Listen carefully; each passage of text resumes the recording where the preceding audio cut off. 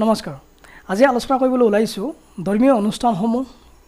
নামঘৰ গীৰ্জা মন্দিৰ মছজিদ বা গুৰুদ্বাৰা আদিসমূহ কেনেকৈ ৰেজিষ্ট্ৰেশ্যন কৰিব পাৰি বা কি এক্টৰ অধীনত আমি পঞ্জীয়নভুক্ত কৰাব পাৰি হয় অসম চৰকাৰ বা ভাৰত চৰকাৰে এই ধৰ্মীয় অনুষ্ঠানসমূহ যেনেকৈ নামঘৰ গীৰ্জা মন্দিৰ মছজিদ বা গুৰুদ্বাৰা আদিসমূহ পঞ্জীয়নভুক্ত কৰাবলৈ তিনিটা অধিনিয়মৰ জৰিয়তে এক্টৰ জৰিয়তে ব্যৱস্থা ৰাখিছে পোনপ্ৰথমে আহক আলোচনা কৰোঁ society registration act society registration act মতে আপোনালোকৰ ধৰ্মীয় অনুষ্ঠান যিকোনো অনুষ্ঠান নামঘৰ মছজিদ মন্দিৰ বা গুৰুদ্বাৰা গীৰ্জা আদিসমূহ পঞ্জীয়ন কৰাব পাৰি সোসাইটি এক্ট মতে পঞ্জীয়ন কৰাবলৈ হ'লে ন্যূনতম ক্ৰাইটেৰিয়াটো হ'ল এটা কমিটি নিৰ্ধাৰিত এটা কমিটি মিটিং আকাৰে আপোনালোকে বনাব লাগিব সাপোজ আপোনালোকৰ ধৰক দুৰ্গা পূজা কমিটি বা কালী মন্দিৰ কমিটি বা তেনেকুৱা শ্ৰী শ্ৰী গুৰু নানক গুৰুদ্বাৰা আদিসমূহ এটা অনুষ্ঠানৰ কমিটি এটা বনাইছে এই কমিটিত ন্যূনতম 7জনীয়া বা 11জনীয়া মানুহ থাকিব লাগিব 7জন বা 11জন মানুহৰ উপস্থিতি এখন কমিটি হ'ব যি কমিটিত গভৰ্নিং বডি সেই 7জন মানুহে বা 11জন মানুহে তত্ত্বাৱধান কৰিব পাৰিব সেইমতে আপোনালোকৰ এখন প্ৰচিডিং লাগিব বাকি আৰু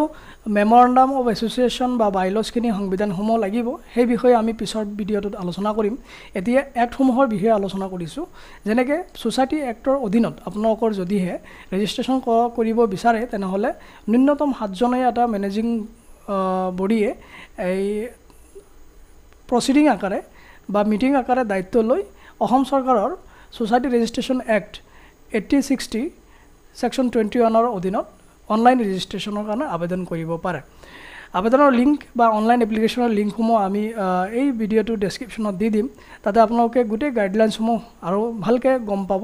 লগতে কি কি ডকুমেণ্টছ লাগিব তাৰ সবিশেষ মই ভিডিঅ'টোৰ ডেছক্ৰিপশ্যনত জনাই দিম দ্বিতীয় এক্ট যেটো হৈছে হেতু হৈছে Indian trust registration act 1882 trust registration act 1882ৰ অধীনতো আমি ধৰ্মীয় অনুষ্ঠানসমূহ ৰিলিজিয়াছ ইনষ্টিটিউটসমূহ আমি পঞ্জীয়নভুক্ত কৰিব পাৰি বা ৰেজিষ্ট্ৰেশ্যন কৰাব পাৰি ট্ৰাষ্ট এক্ট মতে ৰেজিষ্ট্ৰেশ্যন কৰাবলৈ হ'লে দুজন মানুহৰ মেনেজিং কমিটিত থাকিব লাগিব ন্যূনতম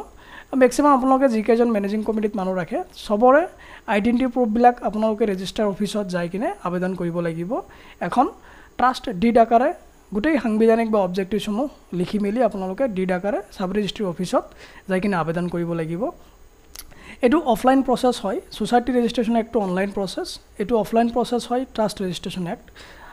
যিকোনো আপোনালোকৰ সাব ৰেজিষ্ট্ৰি অফিচত বা ডেপুটি কমিশনাৰ অফিচত যাই কিনে আপোনালোকে ইয়াৰ আবেদন কৰিব পাৰে এটো আছিল ট্ৰাষ্ট ৰেজিষ্ট্ৰেশ্যন এক্ট যেটো আপোনালোকৰ দুজনৰ পৰা আৰম্ভ কৰি যিকেজন আপোনালোকে মেনেজিং বডিত মানুহ ৰাখে তাৰ সেই মেনেজিং বডিৰ জৰিয়তে আপোনালোকে পঞ্জীয়নভুক্ত কৰাব পাৰিব 3 নম্বৰ এক্টটো হ'ল Indian company registration act 2013 under section 8 এটা সেকশন 25 বা সেকশন 8 বুলিও আমি ক'ব পাৰি সেই সেকশন 8ত কোম্পানী এক্টৰ জৰিয়তে আমি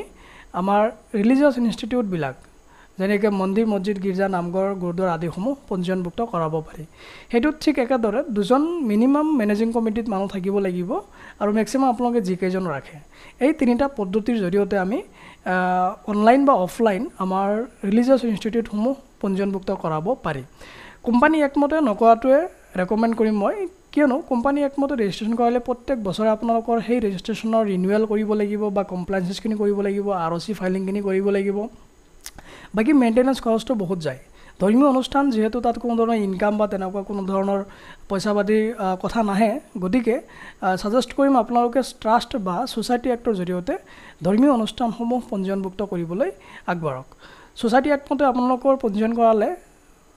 3 বছৰ মূৰে ৰিনিউৱেলৰ এক ব্যৱস্থা আছে ৰিনিউৱেলটো আপোনালোকে কৰাই ল'ব লাগিব নতুন কমিটি বা যি আগৰ কমিটি আছে সেই কমিটি বাহাল ৰাখি কিনে আকৌ আপোনালোকৰ ৰিনিউৱেলৰ কাৰণে আবেদন কৰিব লাগিব ট্ৰাষ্ট ৰেজিষ্ট্ৰেশ্যনৰ এক্ট মতে যদি কৰে ট্ৰাষ্টত কোনো ধৰণৰ ৰিনিউৱেলৰ প্ৰয়োজন নহয় সময়ভাৱে আপোনালোকৰ প্ৰস্তাৱসমূহ বা প্ৰচিডিংসমূহ আপোনালোকে মেইনটেইন কৰি গ'লে হ'ল এই গোটেই তিনিটা প্ৰক্ৰিয়াতে ৰেজিষ্ট্ৰেশ্যন হোৱাৰ পিছত আপোনালোকৰ ইনষ্টিটিউটৰ ৰিলিজিয়াছ ইনষ্টিটিউট যেনেকৈ নামঘৰ মন্দিৰ মছজিদ গীৰ্জা গুৰুদ্বাৰা আদিসমূহৰ স্পেচিফিকেলি এটা লিগেল আইডেণ্টিটি এটা পাব এটা জুডিচিয়েলি এখন আপোনালোকৰ পাৰ্চন হিচাপে কনচিডাৰ কৰা যাব য'ত নেকি আপোনালোকে পেন কাৰ্ড পাব বেংক একাউণ্ট কৰিব পাৰিব সেইটো নামত নামঘৰ গীৰ্জা বা সেই যিটো ৰেজিষ্ট্ৰেশ্যন ল'লে সেই ৰেজিষ্ট্ৰেশ্যনৰ নামত আপোনালোকে এই ৰেজিষ্ট্ৰেশ্যনৰ চাৰ্টিফিকেট পোৱাৰ পিছত আপোনালোকে বেংক একাউণ্ট কৰিব পাৰিব পেন কাৰ্ড ল'ব পাৰিব 12A 80G ল'ব পাৰিব CSRৰ পৰা আপোনালোকে ফাণ্ড বা ডনেশ্যন ল'ব পাৰিব FCR ৰেজিষ্ট্ৰেশ্যন ল'ব পাৰিব যদিহে আপোনালোকৰ মন্দিৰ মছজিদ গীৰ্জা নামঘৰ বা গুৰুদ্বাৰা আদিসমূহৰ ৰেজিষ্ট্ৰেশ্যন কৰা থাকে এই তিনিটাৰ পৰা যিকোনো এটা এক্টৰ আণ্ডাৰত তেতিয়াহে এই সুবিধাসমূহ বা লিগেল বেনিফিটসমূহ আপোনালোকে পাব তাৰ বাহিৰেও বিভিন্ন ধৰণৰ ডনেশ্যন চৰকাৰী ফাণ্ড আদি পাবলৈ হ'লে আজিকালি ৰেজিষ্ট্ৰেশ্যনটো মেণ্ডেটৰী কৰিছে মাষ্ট বি ৰেজিষ্ট্ৰেশ্যন লাগে যিকোনো ধৰ্মীয় অনুষ্ঠানৰ আজিকালি চৰকাৰীভাৱে আমাৰ অসম চৰকাৰে মাটি আবণ্টন দিয়াৰ ব্যৱস্থা কৰিছে যদিহে আপোনাৰ সেই মন্দিৰ বা মছজিদ বা গুৰুদ্বাৰা বা নামঘৰ আদিসমূহৰ ৰেজিষ্ট্ৰেশ্যন থাকে তেতিয়াহ'লে চৰকাৰে মাটি দিয়াৰ এক ব্যৱস্থাও কৰিছে মাটিৰ পট্টা দিয়াৰ গতিকে এয়া আছিল সবিশেষ ধৰ্মীয় অনুষ্ঠানসমূহ কিদৰে ৰেজিষ্ট্ৰেশ্যন কৰিব পাৰি আশা কৰিছোঁ আপোনালোকে ডিটেইলছ পুংখানুপুংখভাৱে বুজি পালে যদি কিবা কনফিউজ আছে আপোনালোকে যোগাযোগ কৰিব পাৰে ডেছক্ৰিপশ্যনত আমাৰ ফোন নম্বৰ আৰু বাকী ডিটেইলছখিনি দিয়া আছে ইয়াৰ সম্বন্ধে যদি আপোনালোকৰ কিবা ছাৰ্ভিচেছ লাগে ৰেজিষ্ট্ৰেশ্যনৰ প্ৰক্ৰিয়াটো কৰিবলৈ বা বাকী প্ৰচেছসমূহ কৰিবলৈ আমাৰ লগত যোগাযোগ কৰিব পাৰে ধন্যবাদ